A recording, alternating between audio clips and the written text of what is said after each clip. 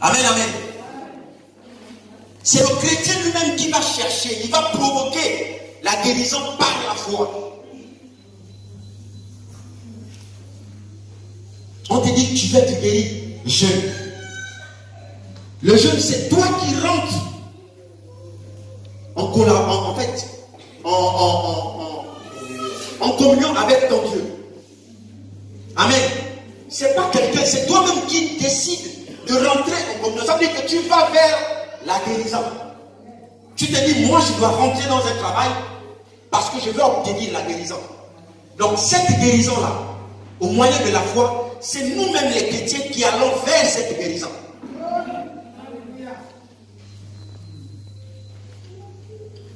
C'est cette guérison que Bartimée a mis en place. Il a mis en pratique. Il a dit, il faut que je crie vers Jésus. Et lorsque le Seigneur a entendu son cri, il a marqué le stop. Il a dit, il y a quelqu'un qui a besoin de moi. Il y a quelqu'un qui est en train de venir vers moi. Et moi, comme il a commencé à faire le premier pas, comme le dit la Bible, et moi j'accomplis le reste. Faites-le venir. Amen, amen. Et il a fait. Bartimée a été guéri. Amen. Il a mis sa foi. Il s'est dit, je ne vois pas la guérison, mais j'ai au moins quelque chose en moi que je peux, du plus profond de moi, développer pour aller, aller toucher la guérison. Et je vais obtenir cette guérison. En lui, il avait la foi. Il s'est dit, cette assurance-là, j'ai entendu, mais je dois aller vers. Je dois appeler. Je dois me battre. Je dois arracher. Merci, maman. Je dois me faire violence. Malgré que les gens étaient là en train de l'étouffer.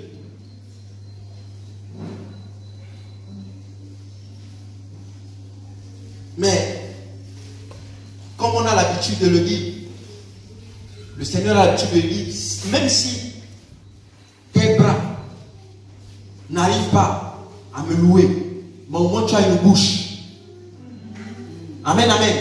Si on t'empêche de crier, au moins tu as les pieds. Amen.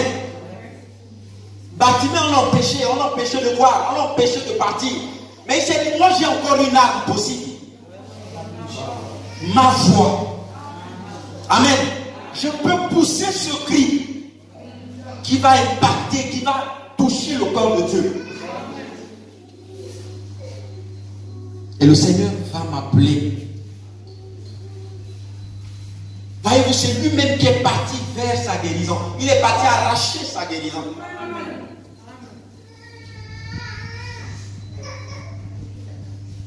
La guérison au moyen de la foi. Amen, amen.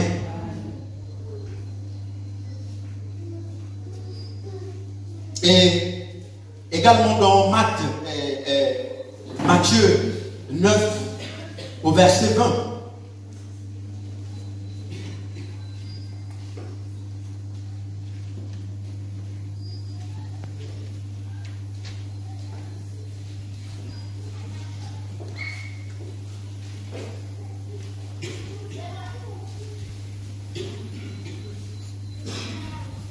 La Bible nous dit ici, à partir du verset 20,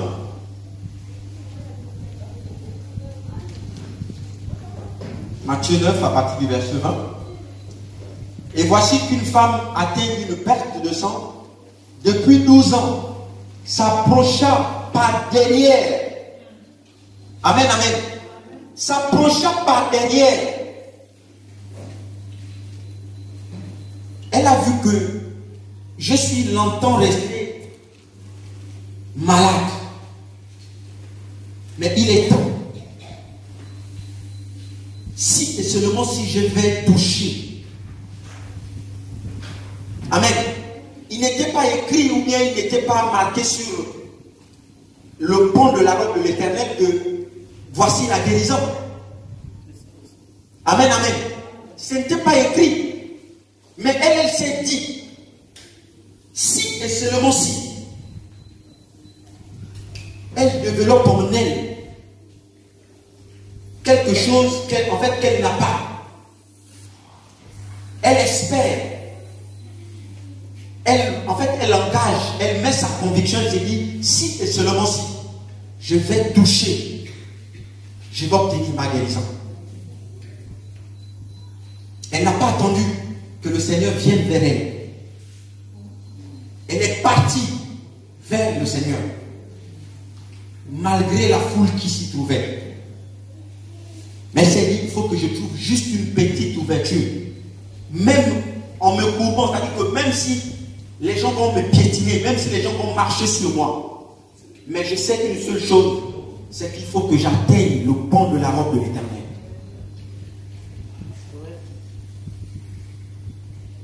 Et elle est partie, elle a touché. Et le Seigneur pouvait dire, il y a quelqu'un qui m'a touché. Mais le Seigneur, plusieurs personnes, il dit non. Ce toucher-là, c'est un toucher spécial. C'est un toucher que quelqu'un a besoin de quelque chose. Il faut que je m'arrête. C'est pas n'importe quel toucher. C'est une personne qui a un besoin. Une personne meurtrie. Une personne qui a dépensé, qui a fait de nombreuses années. Mais qui a besoin de moi. Je m'arrête. Et la Bible nous dit, là, en ce moment,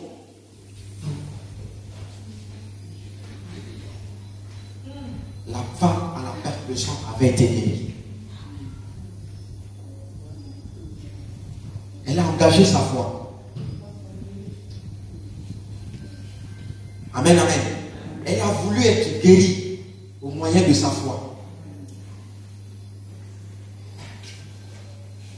Amen. J'espère bien qu'on se fait comprendre. Deuxième point, guérison par compassion.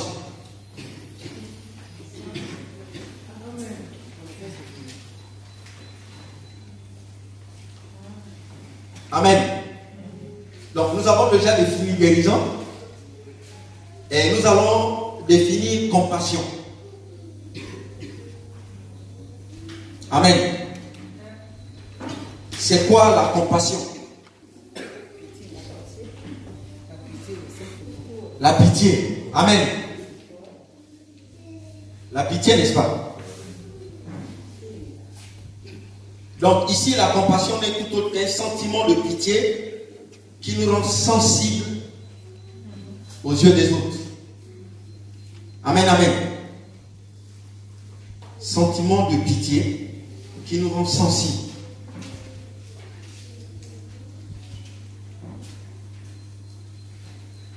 Donc, nous revenons dans notre texte de Jean 5.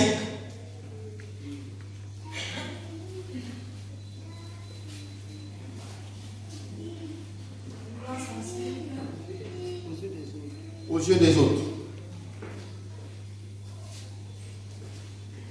Donc, nous lisons notre texte dans Jean 5.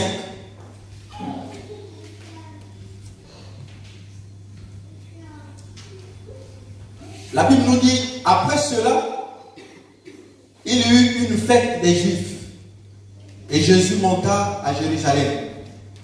Or, à Jérusalem, près de la porte de Brémy, il y a une piscine qui s'appelle en hébreu Bethesda. Et qui a 5 portiques. Sous ces portiques étaient couchés une multitude de malades, d'aveugles, de boiteux, d'estropiés, de paralytiques, qui attendaient le mouvement de l'eau. Car un ange descendait périodiquement dans la piscine et agitait l'eau. Et celui qui y descendait le premier, après que l'eau ait après que l'homme avait été agité, était guéri. Quelqu'un était sa maladie. Là se trouvait un homme malade depuis 38 ans. Jésus le vit couché et sachant qu'il était déjà là depuis longtemps, lui dit: veux-tu retrouver la santé? Le malade lui dit: Seigneur, je n'ai personne pour me jeter dans la piscine quand l'eau est agitée, et pendant que j'y vais, un autre descend avant moi. Verset 8. Lève-toi, lui dit Jésus, prends ton lit et marche. Aussitôt, cet homme retrouva la santé. Il prit son lit et s'est mis à marcher. Verset 10, c'était le sabbat. Ce jour-là, les Juifs dirent donc à celui qui avait été guéri: c'est le sabbat. Il n'était pas permis de porter ton lit. Verset 11, il leur répondit: celui qui m'a rendu la santé m'a dit: prends ton lit et marche. Au verset 12, il lui demandait: qui est l'homme qui t'a dit prends ton lit et marche?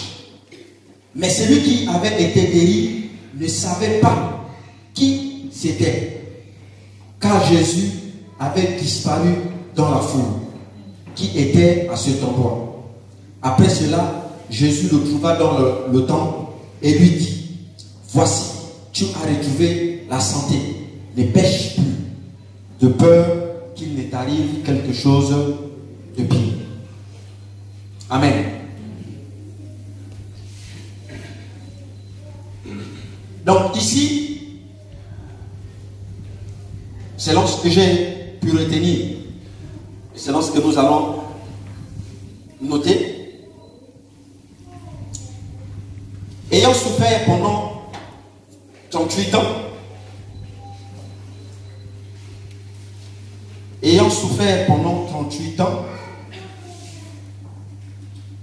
cet homme a connu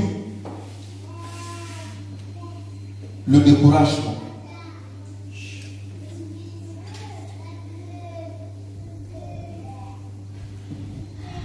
Ayant souffert pendant 38 ans, cet homme a connu le découragement. Ses prières n'avaient pas été exaucées. Et il n'avait pas été guéri.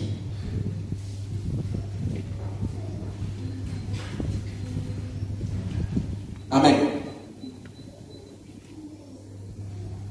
Donc je disais, ayant souffert pendant 38 ans, cet homme a connu le découragement. Ses prières n'avaient pas été exaucées. Il n'avait pas été guéri.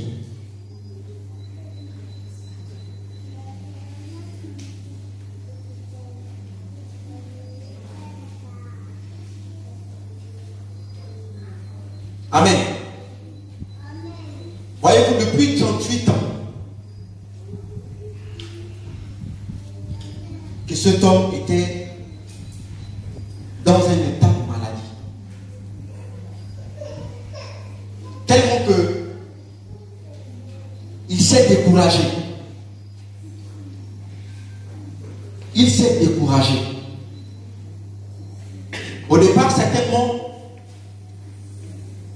lorsque la piscine, l'eau s'agitait, il avait la conviction, il avait la foi. Il se disait, il faut que je rentre parce que la guérison se trouve. Mais après plusieurs années, après plusieurs tentatives, lorsque à chaque fois l'eau s'agitait, il n'arrivait pas à plonger, le doute a habité dans la tête de ce monsieur. Et lorsque le doute, le découragement l'a habité, il n'a plus fait d'effort. Amen. Il est resté là. Il s'est dit, bon, puisque je n'arrive pas à chaque fois que je veux partir, lorsque l'ange vient agiter l'eau, quand je veux me jeter, il y a quelqu'un qui rentre, qui plonge avant moi et il obtient la guérison. Donc toutes les fois ça se répétait. Et le sentiment de découragement l'a habité. Et lorsque le sentiment de découragement l'a habité, la foi a complètement disparu. Il est resté là. Il n'a plus bougé. Malgré que le Seigneur arrive, veux-tu être guéri? Veux-tu être guéri? Mais il raisonne encore. Il dit, mais je n'ai personne. Amen. Je n'ai personne. Attends, en face de toi, tu as quelqu'un qui a la situation. Il te dit, veux-tu, tu dis, tu raisonnes, mais je n'ai personne. Voyez-vous à quel niveau de découragement, amen, en fait, l'a amené à répondre ainsi au Seigneur. Tellement découragé, il n'a plus eu en lui le discernement que celui qui est en face de moi là, c'est le Seigneur. Amen. Le découragement l'a tellement aveuglé, l'a tellement noyé ses pensées, qu'il ne pouvait plus rien penser. C'est-à-dire qu'en lui, c'est que il faut que quelqu'un vienne le soulever et le jeter. En fait, c'était la dernière option pour lui. Amen. Parce qu'il a tellement, depuis 38 ans, il ne fait que ça. Mais ça ne va pas. Quelqu'un qui est en face de toi, attends, si un président de la République vient, il vient devant toi, il dit, bon, tu as quel problème? Qu'est-ce qui te dérange? Tu vas dire, mais j'ai tous les problèmes. Là où tu me vois là, en fait, je n'ai personne pour trouver, bien pour m'amener à la présidence de la République. Mais celui qui est en face de toi, c'est le président. Mais tu dis, je n'ai personne pour m'amener à la présidence. Mais est-ce que vous ne voyez pas à quel point ça ne calme pas? Celui qui est en face de toi, c'est le Seigneur. Veux-tu être guéri? Tout simplement, Seigneur, oui. Mais tu dis, je n'ai personne. Ça veut dire que celui qui est en face de toi n'est personne. Ça veut dire que celui qui est en face de toi n'est pas capable de te guérir. Pourquoi? Parce que tout simplement, il a été habité par un sentiment de découragement. Le découragement, en fait, avait tué sa foi.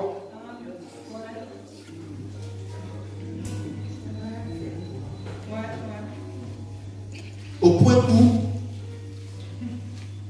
il ne pouvait que compter sur un homme pour le prendre et le balancer dans la piscine. Il n'y avait que ça, c'était en fait son option. Et je dis bien plusieurs d'entre nous les chrétiens n'avons plus la foi. En fait, le chrétien actuellement n'a confiance qu'en la guérison de compassion au lieu de la guérison de la foi.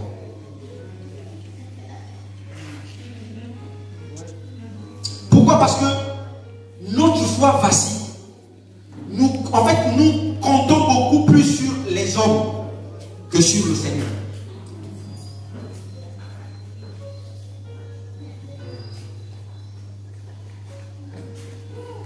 On se dit aujourd'hui, je compte sur maman pasteur. Demain, si maman pasteur ne vient pas, ça veut dire que mon espoir est à l'eau. Mais est-ce que maman pasteur c'est Dieu? Et plusieurs d'entre nous, en fait, comptons comptons sur l'homme, au lieu de compter sur Dieu. On pourrait nous dire, il y a plusieurs sortes de malades et il y a plusieurs sortes de guérisons. Il y a des maladies que nous pouvons être guéris au moyen de notre foi. Mais nous aussi, tant que le Seigneur n'est pas compassion, je ne peux pas être guéri. Mais c'est ce même Seigneur qui te dit, fortifie-toi et prends courage. C'est ce même Seigneur qui te dit que la maladie dont tu souffres là, tu as juste besoin d'une seule chose, d'engager ta foi et tu verras que tu seras guéri.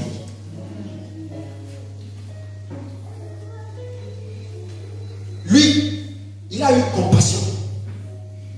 Le Seigneur a regardé l'état dans lequel il se trouvait maintenant. Il s'est dit, là, je sais qu'il a perdu espoir en toutes choses. Il faut que j'intervienne. Amen. Le Seigneur a eu compassion, le Seigneur a eu pitié. Il a intervenu. Mais toi, est-ce que la maladie dont tu souffres aujourd'hui, es-tu sûr que cette maladie ne peut être guérie que par le Seigneur, par la compassion du Christ? Ou cette maladie peut être guérie si et seulement si tu engages ta foi?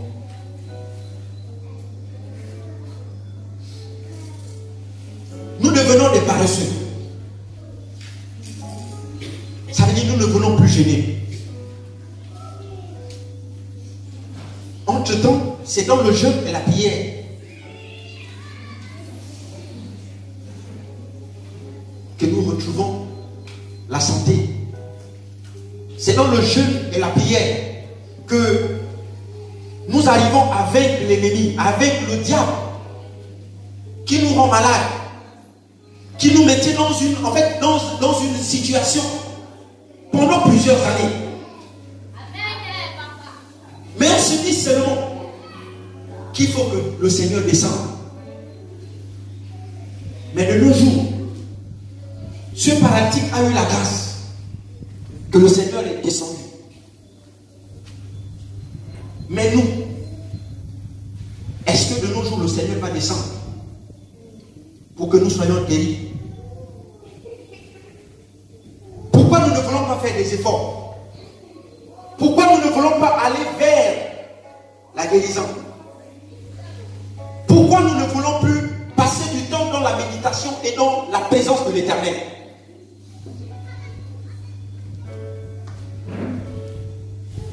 Nous devenons des chrétiens qui manifestent peu d'efforts.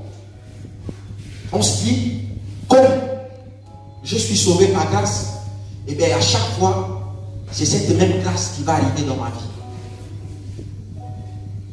À chaque fois, il faut que la grâce descende pour que j'obtienne une guérison.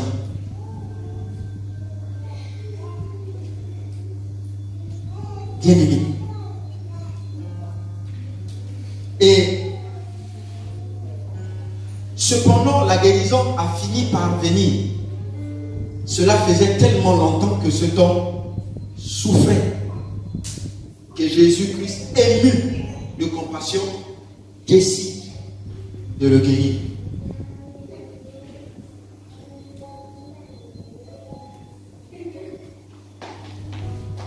Nous ne devons jamais désespérer de voir Dieu se manifester dans notre vie.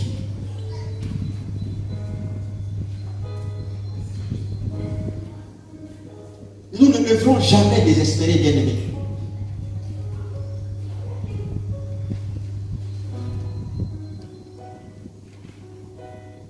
Et d'ordinaire, lorsque le Seigneur guérissait, en réponse à la foi des personnes, ici en revanche, il n'a exigé aucune foi. L'homme a été guéri uniquement quand le Seigneur a parlé. Lui, le Seigneur a vraiment eu compassion.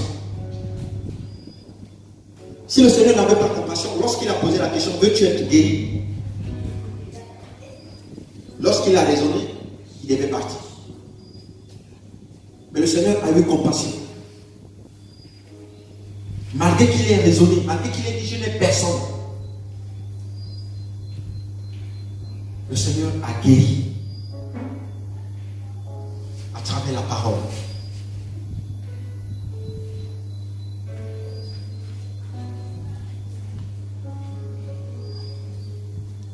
Comme je le disais, le chrétien aime de nos jours la guérison par compassion. On ne veut plus mettre notre foi en pratique.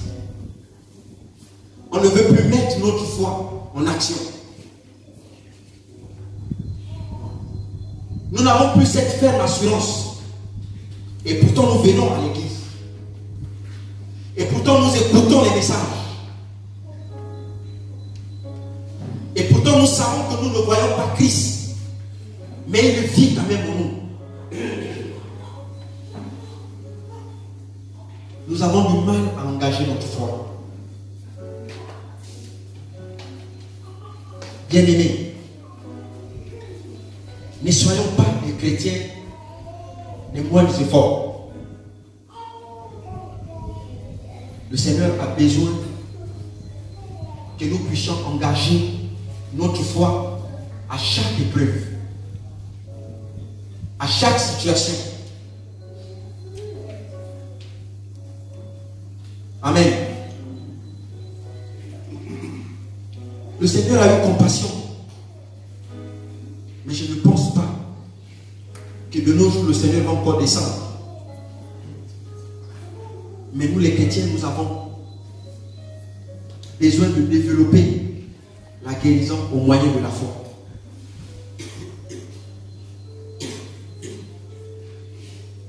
Amen. Amen. Et pour conclure,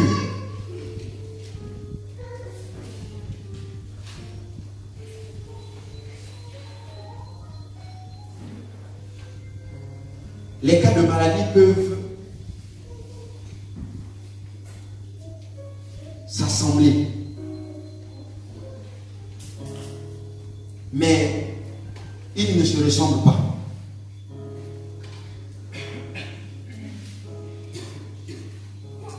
Amen. Tout est possible à celui qui croit.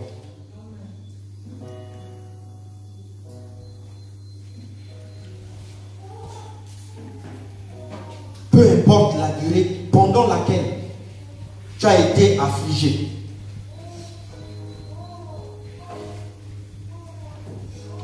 Sache une chose, le Seigneur n'est pas limité dans sa capacité à guérir.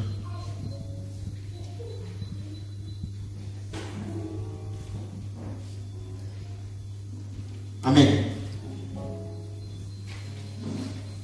Peu importe la durée dont le diable va te maintenir, dont le diable va te manipuler, dont le diable va te balancer à gauche, à droite. Mais ce qu'il faut retenir, c'est que le Seigneur n'est jamais limité. Amen. Le Seigneur n'est jamais limité dans sa capacité à guérir. Telle est ma conclusion.